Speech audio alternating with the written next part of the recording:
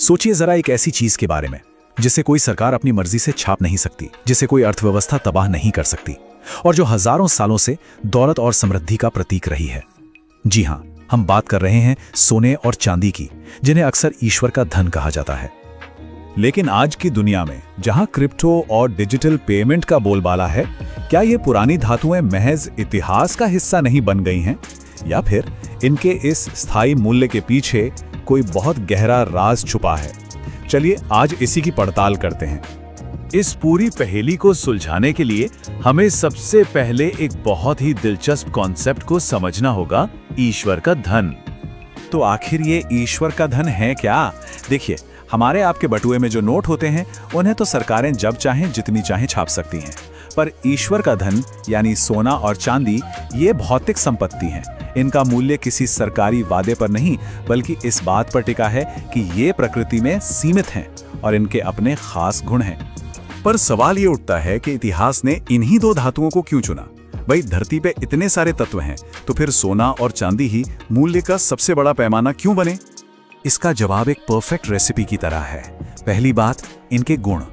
इन धातुओं में न तो कभी जंग लगता है, न ये खराब होती हैं। इन्हें आसानी से छोटे छोटे हिस्सों में बांटा जा सकता है और ये देखने में भी खूबसूरत होती हैं।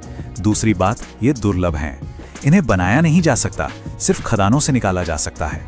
और आखिर में इनकी यूनिवर्सल अपील, मतलब दुनिया की लगभग हर सभ्यता ने इन्हें हमेशा कीमती माना है।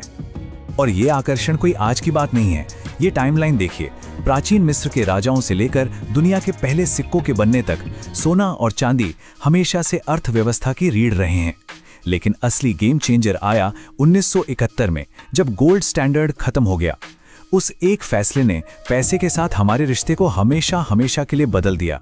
उस एक पल ने इन धातुओं को रोजमर्रा के लेन देन वाली चीज से कुछ और ही बना दिया, एक बहुत ताकतवर फाइनेंशियल एसेट। चलिए देखते हैं कि यह बदलाव हुआ कैसे। इस बदलाव को ऐसे समझिए, पहले लोग सोने के सिक्के से रोटी खरीदते थे, तब वो पैसा था। आज लोग उसी सोने के सिक्के को अपनी तिजोरी में रखते हैं ताकि उनके कागज के नोटों की कीमत कम ना हो जाए। अब ये एक एसेट बन गया है, महंगाई के खिलाफ एक ढाल और मुश्किल वक्त में एक महफूज ठिकाना। तो आज के दौर में इतना सारा सोना जा कहां रहा है?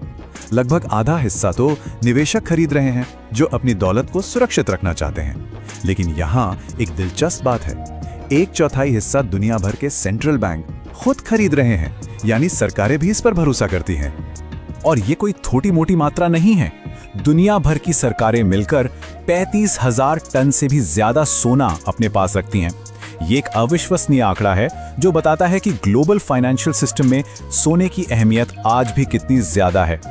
तो ये सब हमें भविष्य की तरफ ले जाता है। क्या स्मार्टफोन और आर्टिफिशियल इंटेलिजेंस की इस दुनिया में इन पुरानी धातुओं के लिए कोई जगह बची है? इसका जवाब शायद आपको हैरान कर दे। सोना और चांदी सिर्फ तिजोरियां में बंद नहीं है, ये हमारे हाथ में मौजूद स्मार्टफोन्स में है, एडवांस्ड मेडिकल उपकरणों में है, और यहाँ तक कि क्लीन एनर्जी को बढ़ावा देने वाले सोलर पैनल्स में भी हैं। इनका भविष्य सिर्फ फाइनेंशियल नहीं बल्कि टेक्नोलॉजिकल भी है। तो दोनों में से बेहतर कौन है? ये तो लक्ष्य पर निर्भर करता है। सोना एक मजबूत किले की तरह है, स्थिर, भरोसेमंद, जो दौलत की रक्षा के लिए बना है। वहीं चांदी एक मेहनती घोड़े की तरह है, कीमत में कम, ज्यादा उतार चढ़ाव वाला, लेकिन इंडस्ट्री और टेक्नोलॉजी के भविष्य से गहराई से जुड़ा हुआ। और इसी के साथ हम अपने सबसे बड़े और आखिरी सवाल पर पहुंचते हैं। जैसे जैसे हमारी दुनिया ज्यादा डिजिटल और वर्चुअल होती जा रही है, क्या इन भौतिक ठोस चीजों का मूल्य और बढ़ेगा, या फिर ईश्वर का धन इंसान के इतिहास का बस एक सुनहरा पन्ना बनकर रह जाएगा? इसका जवाब तो सिर्फ वक्त ही देगा।